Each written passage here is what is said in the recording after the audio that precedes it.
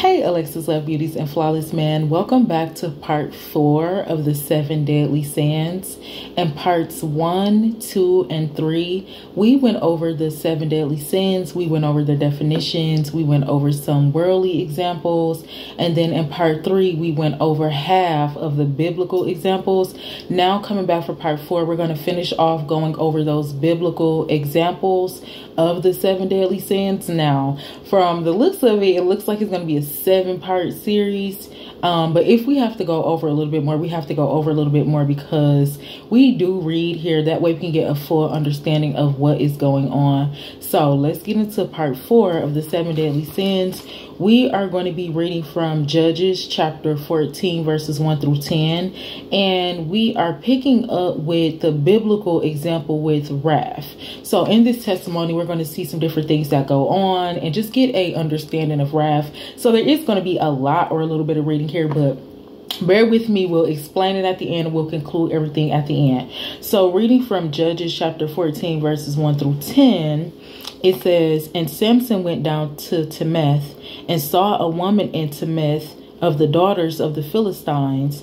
And he came up and told his father and his mother and said, I have seen a woman in Timnath, the daughters of the Philistines. Now therefore get her to me a wife.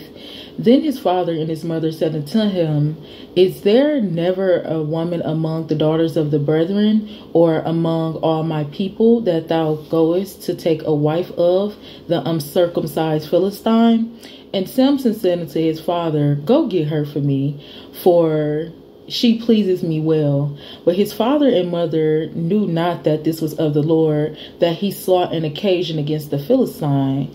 For at that time the Philistine had dominion over Israel. Then went Samson down, and his father and his mother to Timnath, and came to the vineyards of Timnath, and behold, a young lion roared against him. And the Spirit of the Lord came mightily upon him, and he rent him as he would have rent a kid, and he had nothing in his hand. But he told not his father or his mother what he had done. He had went down and talked with the woman, and she pleased Samson well. After a time, he returned to take her, and returned aside to see the carcass of the lion. And behold, there was a swarm of bees and honey in the carcass of the lion. And he took thereof in his hands, and went on eating, and came to his father and his mother, and gave them, and they did eat. But he told them not that he had taken the honey out of the carcass of the lions. So his father went down into the woman, and Samson made there a feast, for so used the young man to do. So going back up into the reading in Judges chapter 14 verses 1 through 10, Samson seen a young lady, but the young lady he seen was a daughter of their enemy. So she was a daughter of the Philistine. And when he seen her, he told his mother and his father, like, hey, I need y'all to go get her for me to make her my wife. And they're like, the girl that you're looking at, their daughter, which is a Philistine, they have dominion over Israel right now. And you're like king over Israel right now. So that's not going to work. And they were knowing in their heart that this woman that our son is looking after, this is not a woman of the Lord. And they asked him, like, can't you just marry somebody that's, in your bracket? Can you marry somebody that's in your culture, marry somebody that you're going to be equally yoked to, because those are our enemies over there. And Samson was not listening to that. He was like, look, I seen her, she pleased me well, I need you to go get her to, she needs to be my wife. So he took his mother and his father down, and on the way to go and get this woman, there was a warning. So there was a lion that was roaring against him. That was kind of like a sign, like, hey, this is not good. But he went down anyway. He met with this young lady, and he didn't tell his mother or his father that he went, basically, and it sounded like he stole some honey, and he ate it, and then he went back and gave it to them. It sounded kind of like a little Eve situation right there, where he didn't even tell his parents. He was just like, oh, y'all eat this, but they didn't know that it was stolen honey. And then on their way back, he said that there was a swarm of bees in the honey in the carcass of the lion. And he took his hand thereof and went on eating, and came unto his father and his mother, and gave unto them, and they did eat. But he didn't tell tell them what they had done, what he had done. So, going to go marry this woman he wasn't supposed to marry. His parents seen that wasn't a good idea because, that's our enemy. And then also he went over there and he took some honey and gave it to them, but didn't tell them that either. So we're going to go more into the story. We're going to see where wrath happens at, because, disobedience is just, it gets you into a lot of trouble.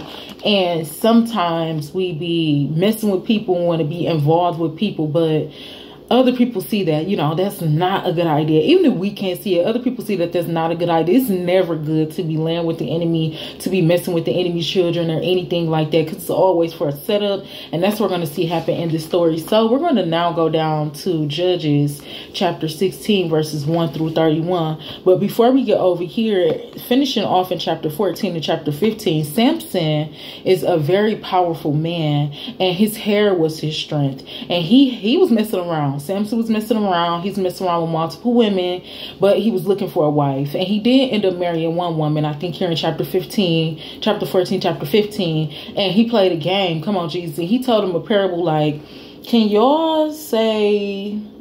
He said, so I really want to try to get into it. I ain't gonna lie. I really want to try to get into it because I want you to do extended research on this.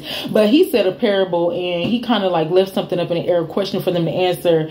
And they were like, we really don't get it. So his wife was like, oh, well, if you love me, then you'll tell me what the parable is. And we're going to see that happen again. So he was just messing around with people in the land that he wasn't supposed to. And then also he married someone. And this is where, the anger and the wrath comes from, because, telling left hand with the right hand and doing with the enemy, that just never works. And that's kind of what happened. So now going over to chapter 15, he already been messing with a whole bunch of women. He had like 30 companions. And then also he had this wife, and she was getting him to tell secrets. So now this is happening again. At chapter 16, verses 1 through 30, it says, then Samson went to Gaza and saw there a harlot, and went in unto her. And it was told to the Gazites, saying, Samson is come hit her. And they compassed him in and laid wait for him all night in the gate of the city, and were quiet all the night, saying, in the morning when it is day, we shall kill him. So Samson is just going around different land. He's powerful. He feel like he can do that. He's just messing around with a whole bunch of women. So now he goes to another region. He sees a whore, and he's messing with this lady, and somebody see him go in the house, and they like, when he come out, we gonna kill him in the morning.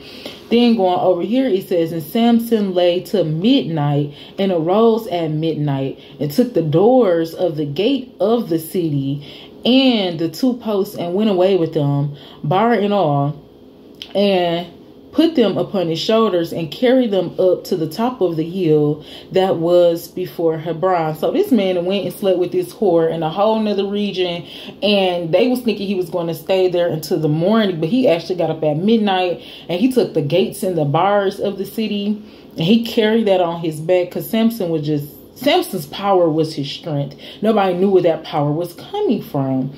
And it came to pass afterwards that he loved a woman in the valley of Stork, whose name was Delilah. And the lords of the Philistine came to her and said unto her, entice him, and see where is he get his strength, where his great strength lieth, and by what means we shall prevail against him, that we might bind him to afflict him, and we will give thee every one of 1,100 pieces of silver. So mind you, back up in chapter 14, his parents was like, hey, I don't think you should be messing around with no Philistine woman. They have dominion over Israel right now, and basically those are our enemies. We beefing with them. And he was just like, no, I seen something that I want. I need you to go get that for me. Then he went over to another city, was messing with somebody else. Now coming out of this other city, somebody seeing him, and they knew the Philistine woman that he wanted. So now these other lords, some of these other people that they're beefing with, they come up to this woman that he wants, and they're like, hey, we need you to set him up. We need you to see how he gets his strength and get his great power, and bring that information back to us, and then we're going to give you 1,100 pieces of silver. And Delilah said to Samson, tell me, I pray thee, wherein thy great strength lieth, and wherewith thou mightest be bound to afflict thee. And Samson said unto her, if they bound me with seven green withs that were never dried, then I shall be weak and be as another man. So she's trying to figure out where his power is. And he's just playing around with it. Like, if you get, some grass. Well, he said if you get some green whiffs, he was telling her if she get like a certain, to me it sounded like a certain type of herb. I didn't look this word up. It's WITHS. He said if you get 7 green whiffs that were never dried, then I shall be weak as another man. So he telling her if she gonna get this thing and she bound him, then he's gonna be weak like another man. And Samson said unto her, if thou bind me with 7 green whiffs that they were never dried, then shall I be weak and be as another man. Then the Lord of the Philistines brought into, I'm having a hard time reading too. Then the Lord of the Philistines brought up into her 7 green whiffs which have not been dried, and she bound him with them. Now there were men lying in the wait, abiding with her in the chamber. And she said unto him, the Philistines be upon thee, Samson. And he brake the wits as a thread of tow is broken when it torcheth the fire, so his strength was not known. So he basically playing with her like, man, I'm not finna tell this woman my strength. And over here, I believe he did end up telling the other woman what the parable was. So now she's like, hey, you said you love me. You need to tell me where your power is. He like, look, I'm finna tell you, if you go ahead and get 7 green with and bound me with them, then that's going to be my strength, and I'm going to be weak like any other man. So she's working with the Philistines, and she tell them, like, they bring that, bound him up, he's able to get out of that. And she like, look, now you're just playing on my top. Like, where is your strength? Where is your strength lying? Where is you getting this power from? And Delilah said unto Samson, behold, thou hast mocked me and told me lies. Now tell me, I pray thee, wherewith thou mightest be bound. She trying to get this man to tell him, hey, how can I make you a weak man? And he said unto her, if thou bind me fast with new ropes that never were occupied, then shall I be weak as another man. Delilah therefore took new ropes and bound him therewith, and said unto him, the Philistines be upon thee, Samson. And there were liars in wait abiding the chambers. So there was so many different people just waiting. She literally had, the enemies literally was waiting on him to lose his strength. So she's working with someone. They done set him up. Again, this falls under wrath because your enemies will do whatever they need to do to basically get you set up. And that's just coming out of anger, because vengeance is the Lord's. And he broke them from off of his arms like a thread. And Delilah said unto Samson, hitherto thou hast mocked me and told me lies. Tell me with thou mayest be bound. And he said unto her, if thou weavest the 7 locks of my head with the web. And she fastened it with the pin, and said unto him, the Philistines be upon thee, Samson. And he awaked out of his sleep, and went away with the pin of the beam and with the web. And she said unto him, how canst thou say, I love thee, when thy heart is not with me? Thou hast mocked me 3 times, and hast not told me wherein thy great strength lieth. We have to be careful with love. She is literally pressing this man to tell her where he's getting his strength from, because they are married. And he's just playing around games with her like, man, if you do this, then it's going to happen. If you do that, then I'm going to be a weak man. So she's literally trying to get this information because she got some money, and she's working with the enemy, and the enemy's waiting in the cut. They're waiting in the chamber just to see when he's going to tell the truth so they can strike and take his life. And after a while, she was just like, you mocking me. Like, how can you say that you love me, but you're not even telling me your power? You're not even telling me your strength. It's the reason why he was covering that up, because you're not supposed to tell everybody everything. And it was just this story was just wild. It was just the whole setup. So after she just kept on saying, like, you saying that you love me, but you mocking me, and that's not right. It came to pass when she pressed him daily with her words, and urged him so that his soul was waxed unto death, that he told her with all his heart, and said unto her, there have not come a razor upon my head, for I have been a Nazarite unto God from my mother's womb. If I be shaven, then my strength will go from me, and I shall become weak and be like another man. And Delilah saw that he had told her all his heart, and she sent him and called for the lords of the Philistines, saying, Come up this once, for he have showed me all of his heart. Then the lords of the Philistines came up unto her and brought money in their hand. She was like, you're supposed to be my husband. You're supposed to be telling me different things, but you're mocking me. So where does your strength lie? Like, I'm tired of playing these games. Where does your strength lie? And he was like, all right, look, this is where the strength is. I never got my head shaved since I was born. That's my power. I'm a Nazarite, and that's just the way it is. Just my power is coming from. And when she felt that and she knew that it was true, then she called him out the cut. So they coming up there, and then now it's just over for Samson, basically. So this is just a very hard topic in general. I'm not going to lie. And they gave her what they promised her, which was the money, right? And so, I mean, just reading the story, there's a lot of different things we can learn from in general, but we just have to be careful, because we could be with the enemy. Somebody else can be working with the enemy. And anytime you're talking about an enemy or somebody that don't like something or somebody, there's nothing but anger behind that. So they were so angry that in the beginning of Judges that Samson did what he was supposed to do, slaying the people he was supposed to slay. And they were so angry that they had to get their get back. And they used that because he was attracted to a woman that was actually on their team. So it was easy for her to set him up and give him the information that they needed to have. So they gave her the money, and she made him sleep upon her knees, and she called for a man, and she caused him to shave off the 7 locks of his head, and she began to afflict him, and his strength went from him. It's so many different lessons in here, especially for a man and a woman, but especially for a man. Like, just telling a woman everything, giving a woman everything is just not it. And in Proverbs, there was different kings and leaders, and they were telling their sons, like, hey, don't give a woman all of your power. Don't give her all of your strength, because it is the reason of women why kings fall. So you need to be wise.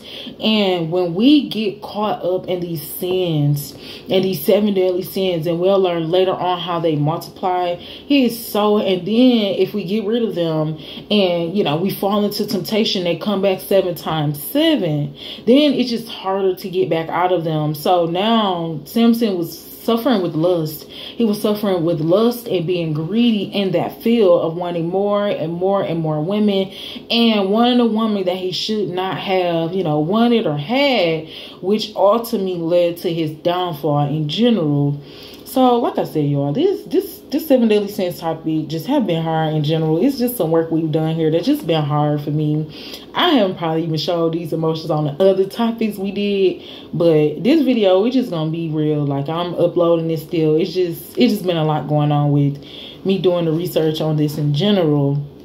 So there's a lot of different things we can learn from our cousin Samson about our power, and not telling the left hand what the right hand is doing. Be cautious, and, not being lustful. And it just goes into those 7 deadly sins because they multiply. You get greedy with lust because you want more and more and more. You never feel satisfied. This man had 30 companions, still wasn't satisfied. Had a wife here, wanted to mess with a whore there in this city. And then the one woman that he loved, the one that he wanted the most, is the one that set him up. She was the one that was able to get him comfortable, put him to sleep, and then shave his hair and get rid of all of his power, and got paid for it. So like I said, there's a lot that we can learn from that, and I encourage you to do your extended research and just read this story in general when you do have the time.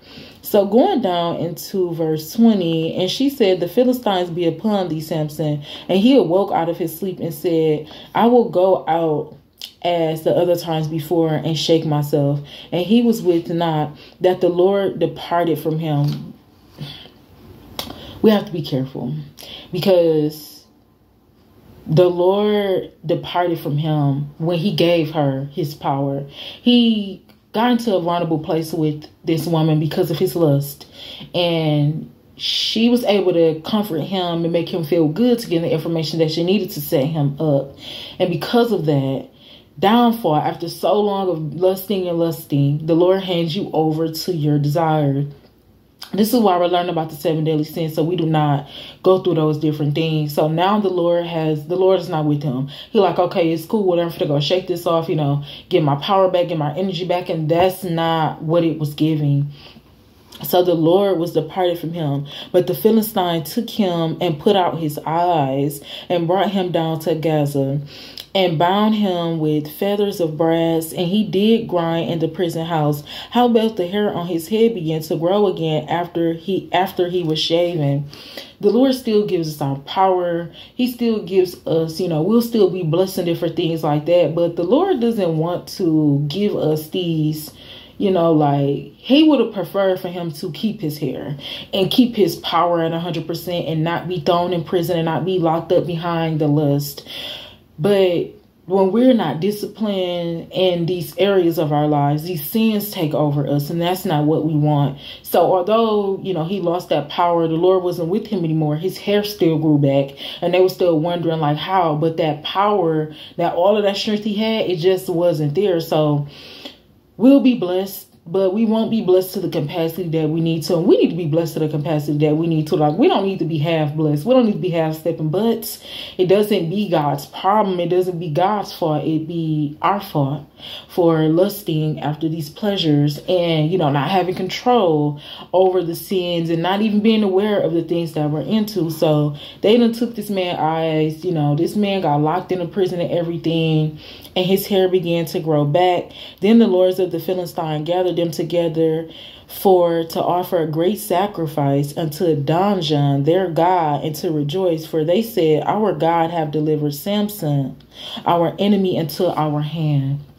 Again, Proverbs is another really great book that we should be learning from, including myself, because they spoke about the wisdom in Proverbs tell you how to not let these things happen. So now, because of his lust, and because he gave that energy and that power to this woman, she was able to get his power and be his downfall. And then now they feeling like, okay, we finna use him as a sacrifice, and we finna, use him for our God. Now they're feeling like the Lord has delivered, and that's exactly what happened. The Lord has delivered him into the hand of the enemy. And then at that point, it's just whatever they want to do. So that's exactly what's happening here. And this is exactly why we're learning, so we can avoid these things. Easier said than lived, but it can be done. We just have to learn more about discipline. So they rejoicing. They have a good time because they're like, our God delivered our enemy into our hand. And when the people saw him, they praised their God, for they said, our God hath delivered into our hand our enemy and the destroyer of our country, which slew many of us. So they were beefing with Samson because he has slew so many different people in their country, doing what the Lord asked him to do. But that, it doesn't matter. It was a war. So they had got one up on him because they knew the woman that he was after was one of their women. So that's where the wrath comes in at, the anger comes in at. They are literally rejoicing that they were able to get the man that killed all the people on their side. Now they just need this one man, and they're going to be happy about that. And it came to pass when their hearts were merry, and they said, call for Samson, that he may make us sport. And they called for Samson out of the prison house, that he made them sport, and they set him between the pillars. To me, when I hear sport, I didn't research it. It sounds like they just made a fool out of him, like a complete fool out of him. Sport, it sounds like just having them dance around, just doing crazy things, and they're just, laughing at him, just basically humbling him, like, yeah, you done slain all our people, now you can get out here and just dance for us or whatever. So it's just very wild. So they got this man out the prison, they made him be a sport to them, and they set him between the pillars. And then Samson said unto the lad that held him by the hand, suffer me that I may feel the pillars wherein the house standeth, that I may lean upon them. This man is so tired. This man can't see. This man is weak. He don't got no power, no strength, no nothing. And they getting him out of prison to make a complete fool out of him, just to mock everything that he's done, all of the work that the Lord has done. And he like, listen, I can't even see out here. Just whatever y'all finna just do, just let me lean up against the pillars. Now the house was full of men and women, and all the lords of the Philistine were there. And there were upon the roof about 3,000 men and women that beheld while Samson made sport. And Samson called unto the Lord and said, O Lord God, remember me, I pray thee, and strengthen me, I pray thee. Only this once, O God, that I may be at once avenged of the Philistines for my 2 eyes. So now he's crying and pleading out to the Lord, like, Lord, just have mercy on me, because it just is what it is at this point. And I have given these people what they have been desiring. And Samson took hold of the 2 middle pillars upon which the house stood, and upon which it bore up, of the one which his right hand and the other of his left hand. And Samson said, let me die with the Philistines. And he bowed down himself with all his might, and the house fell upon the lords and upon all of the people that were therein. So the dead which he slew at his death were more than they which he slew in his life. Then his brethren and all the house of his family came down and took him and brought him up and buried him between Zoar and Eshtaol, and the burning place of Manath his father, and Israel, and he judged Israel 20 years. So, in conclusion, wrath was the setup and the downfall of Samson. He's a very powerful man doing what the Lord asked him to do. He had strength in his hair. That's where his power came from. And he began to lust, however that started, to where he was married already, but he needed 30 more companions. He wanted to sleep with a whore in this city, a whore in that city. And then he was attracted to one of his enemies' daughters.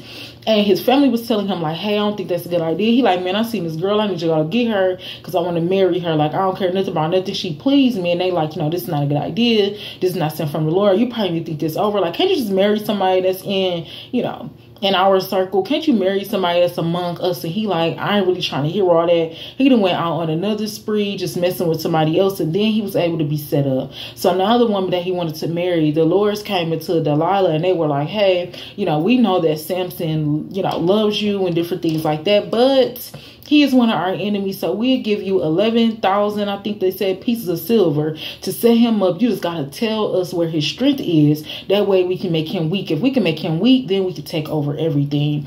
So now she began to play this game like his first wife did with the parable. And she like, hey, where's your strength? And he like, man, if you just get 7 green whips and, tie me up and be bound, then, that's where my strength is. He done broke through that. And she like, okay, so you're going to be playing these games. He like, all right, I was just playing with you, but yeah, if you get, this type of rope and you do that and you bind me up, then I'm just going to be weak like any other man. She done did it on 3 occasions. Come on, Jesus.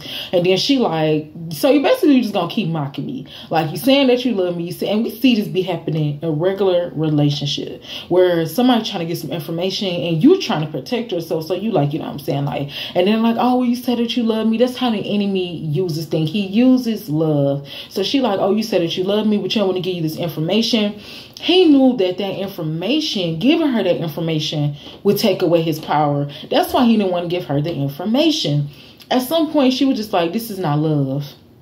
Basically trying to put it all on him. Like, basically don't love me because you're not telling me what I want to know. So he was like, all right, look, I'm a Nazirite.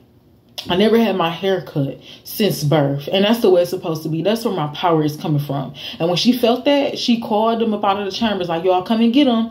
And she put him to sleep. She was able to get him vulnerable, get him comfortable. You got to understand too, like when somebody is moving off of lust and they're moving off of greed, they know how to like operate with certain people. So he wasn't telling everybody, everything like that. But this one, she was able to get his heart. She was able to get him vulnerable and get him comfortable, getting this man to go to sleep on her, and then she trying to put the information out. So when he went to sleep on her, she told somebody, come cut this man hair off, cut the hair off, and he lost all of his power. But the next day he was like, I'm gonna bounce back from that. I'm gonna go outside and shake it off, get my power back, and the Lord has removed his hand from him. So he was like, you know what? It is what it is. So now they are rejoicing over their God. They feel like their God has delivered their enemy into their hand. which the Lord did allow that to happen because of disobedience, because of that lust, because of that greed. So now Samson is like, this is crazy. They took this man eyes out. They locked him in prison. And now they're bringing him out to be some type of, like, it sounds like to be some type of animal, like to do sports, to do activities, to be their entertainment. Come on, Jesus. They made this man be their entertainment. It was 3,000 men and women, and they laughing, they having a good time. They having merry hearts because they got their enemy now by setting him up. They were so mad that this man has slain so many different people in their country to where they wanted this man. When they got this man, they were fulfilled. They were seeking vengeance after this man for slaying all of their people. Now Samson is like, you know what? I ain't got no strength. I ain't got no energy. I can't even see. Just at least let me lean between the pillars. Now that we saying this in conclusion, glory be to God. Now I'm feeling like he knew what he was doing. He was just setting them up. He like, you know what? I'm finna go out. Y'all finna have to go with me. So he prayed to the Lord. He said, Lord, have mercy on me. Strengthen me and hear my prayer. Oh, glory be to God. So when he put his arms up on the pillar, that was the whole setup for everybody to be killed, because that's exactly what happened. So he telling them like, oh, just lean me, at least let me lean on something. So, they put him in between the middle of the pillars, and then they said he bowed down his strength, the strength that he had, and he killed everybody. It killed him, the 3,000 men, everybody was dead. And then he said that doing that, he had slain more of them, including himself, than he ever did in his purpose in his lifetime. It just is a lot behind this. And like I said, just from a lot of the testimonies in general, we can learn a lot. But when we are going through life, and this is why it's so imperative to learn and to do what we have to do to become disciplined, because these sins, they multiply into different things. And when we get power and we begin to see things move around, we feel like, oh, okay, I got free will, so I can do this, I can do that. And that's just not how it's supposed to be. There's multiple men that feel like when they get power and they're doing what the Lord asked them to do, the way that they celebrate is with multiple women. But we've seen this happen with Samson. We've seen this happen with David. We've seen this happen with Solomon. We just been seeing this happen to where the multiple wives, it just does not work, because they have whatever spirits they have on them, whatever gods that they're serving, and it just doesn't work like that. Easier said than lived, but it can be done. This is why we have the word of God, so we can, be sharpening ourselves to not do these things. But we're in a spiritual warfare, so it's not gonna, sometimes stuff just don't be easy, but we just have to keep going and going and going and having the faith. So now, and this is going to be our last scripture reading for wrath. Now I'm going into Proverbs chapter 17, verses 17 through 23.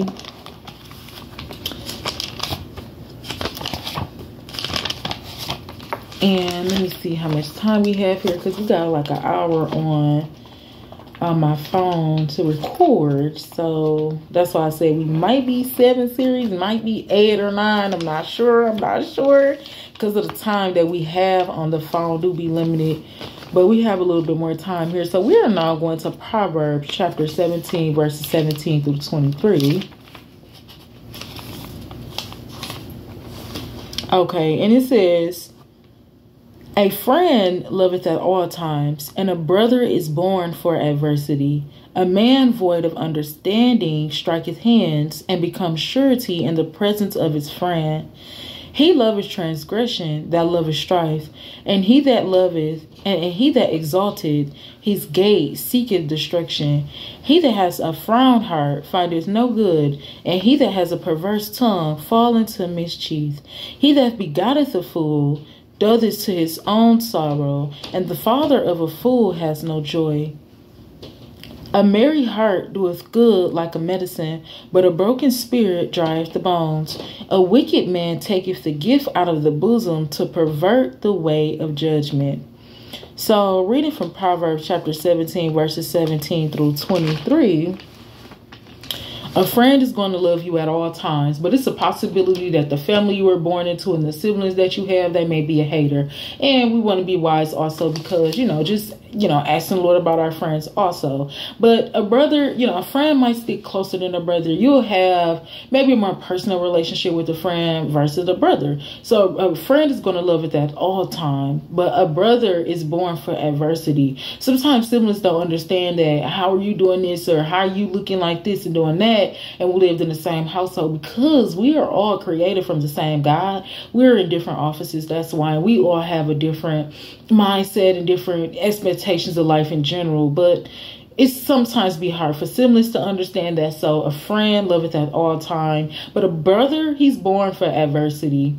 And he's saying that a man void of understanding, so a man that doesn't have the understanding, he is going to move in strife. He's going to move in wrath. He's going to move with anger, and he's going to cause those afflictions, come on, Jesus, and that anger amongst his friends. So if y'all go out and he sees somebody that he beefing with, he's not going to think about, maybe this ain't the time, this ain't the place. Where you're angry, you're not thinking about any of those things. So this friend that you see that has this anger on them, they're just going to turn up the spot. They don't have the understanding that, vengeance is the Lord's. Maybe I shouldn't do this. This fall under wrath, because he that loveth transgression, he loveth strife, and he seeketh destruction. When you are angry, you are seeking destruction. It takes so much more to be angry to be happy. And when you're angry, different things getting tight, like your chest, blood vessels. There's just so many different emotions that have to go into anger. So after so long of wrath, you're going to self-destruct. You might destroy other things or other people's lives around you. And it's not good. And that wrath is going to multiply. So a man that you see that's angry, and like we said, Proverbs is really good for teaching us this, because anybody that you see angry, a man, a woman, it's just conflict. It's just going to cause further conflict. So, and the Lord tells us to stay away from that. He that has a frown heart findeth no good. He that has a perverse tongue fall into mischief. Somebody that's always mad, they got a mad heart. It's just always something. They're always upset about something.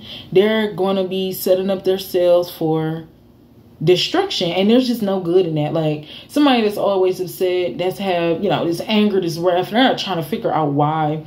They don't have any good. They're not going to see any good in general. And he that has a perverse tongue, you fall into mischief. Perverse and perversion, it just means to take what is normal, like it just means to take something out of content. So we see a lot going on, the perverse generation right now. It can be the most innocent thing. Somebody could be walking a dog or something, and then somebody just going to make that just sexual. So perverse just means to make something sexual, to make something intimate, to turn, this good gathering. Now y'all in here fighting, just to perverse something, just to switch it and just turn it for the absolute worst. And it was innocent when it all came out. He said, he that begotteth a fool, do it to his sorrow, and the father of a fool has no joy. This is a generational thing. This man is not just angry because he's just angry. He might be angry because he didn't have his father. He might be angry because he didn't have his mother. And whatever somebody is angry for, it usually starts somewhere in the family, somewhere, along the lines of the way that they were raised and different things like that. So he that begotteth the fool, do it to his own sorrow. And a lot of the times people have children out of sorrow, out of their own pain, not figuring out, what's going on with them, not getting the counseling and the help that they need to figure out why they've been wrathed, why they've been so angry. And so now you had a son out of your own sorrow. Instead of getting the help that you need, you felt like being intimate would help that. And that's what we be doing. We be feeling like, instead of getting the help that we need or figuring out what our problems is, we feel like we can fill these voids with other things. And then we have children that, weren't playing or out of sorrow, out of pain, out of grief. And it just keep causing that generational curse. And then that, trying to do something out of the void of something not going right, or you're not taking the time to figure something out, and then it just multiply. Now you done had this son out of sorrow. Now you done had a fool. Now you a fool. Your son is a fool. Like nobody had no joy. Nobody has no wisdom. Now you've been angry the whole time. Cussed the mother out her pregnancy. Now the child is born into wrath. Now we wondering why this is my friend, and we trying to hang out, and he in here trying to fight the whole club. It's just he that begotteth the fool, he begotteth that son out of his own sorrow, and the father of a fool has no joy. And a merry heart doeth good like a medicine, but a broken spirit drieth the bones. Someone with a good heart, someone with a happy heart, that is as good as a medicine. That's the love. That's one of the fruit of the spirit. That's a positive virtue to have.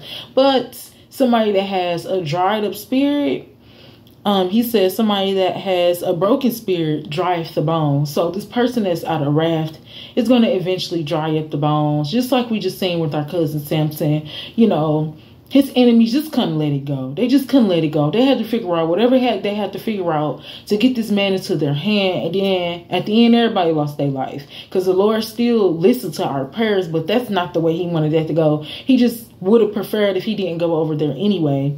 And a wicked man taketh a gift out of the bosom to pervert the ways of judgment. So a wicked man, a man full of anger, he's going to take something that's innocent, something that's normal, something that's natural, and he's going to pervert the judgment. He's going to flip the law. So again, just perversion and perverse just means to turn something that is innocent, something that's normal, and just flip it. Whether you're flipping that with anger, whether you're flipping that with intimacy, just trying to make something, you know, sexual that's not sexual. That's what perverse means. So in conclusion with Proverbs, anytime we see somebody that's angry, it could be somebody in our group, because we don't have control over the demons in these people.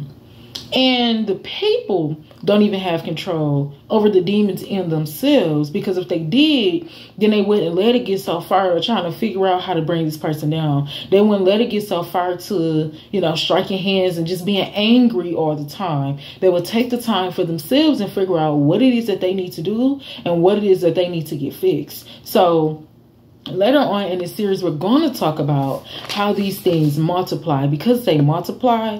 And the purpose of the series is so we can, with as much strength and willpower that we have and obedience that we have, learning discipline, because that's the biggest thing out of all of this.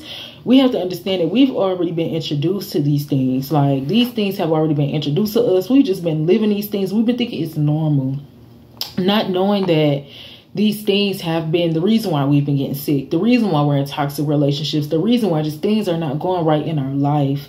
So I just felt it necessary to break down these different words, go into them, figure them out, put something together for you and me, for me also, so we can just stay on guard. Because when we're feeling good, when we're doing good and things are going good, we don't pay attention to this anymore. And this is where we get caught up at. Like, Samson wasn't paying attention to that anymore, because he like, man, I already slew them people, you know, it's over with. So, you know, we'll feed other things that we're not even paying attention to. We'll feed our lust because we feel like everything else is going good in our life. But it could be that very one thing that we were not supposed to do, that we do, that gets us in trouble. This, along with some other topics we have done, has been just, I'm not gonna lie, like I said, we can't hide it, because we know usually how I am. But in this video, it was just there. I'm not finna try to hide nothing. We have a couple more parts to get through this series.